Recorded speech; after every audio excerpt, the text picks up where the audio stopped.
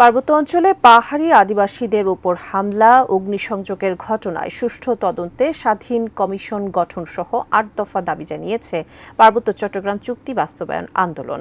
বিকেলে রাজধানীর শাহবাগে প্রতিবাদ সমাবেশে বক্তারা সহিংসতার শিকার পাহাড়ি আদিবাসী সহ ৩ পার্বত্য জেলার জুম্ম জনগণের নিরাপত্তা নিশ্চিত করা, ক্ষতিপূরণ ও আহতদের সুচিকিৎসা নিশ্চিতের দাবি তোলেন। তারা বলেন, পার্বত্য শান্তি চুক্তি বাস্তবায়ন না করে উল্টো তাদের উপর হামলা হচ্ছে।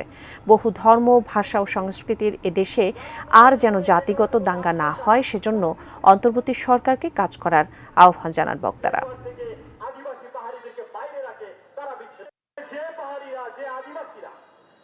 এই ক্ষতিপূরণ হতে পারে এই তদন্তের মধ্য দিয়ে, এর সুষ্ঠু বিচারের মধ্য দিয়ে, এবং আর যেন এইরকম নির্মম আর জাতিগত দাঙ্গার শিকার পাহাড়ে না হতে হয়, সেই প্রতিশ্রুতি এই সরকারকে দিতে হবে। নইলে আমরা পাহাড় সমতল সর্বত্র এই আন্দোলন গড়ে তুলব। আলাপ আলোচনার মধ্য দিয়েই যেই চুক্তি হয়েছে সেই শান্তি চুক্তি বাস্তবায়নের মধ্য দিয়েই এই সমস্যার সমাধান করতে হবে।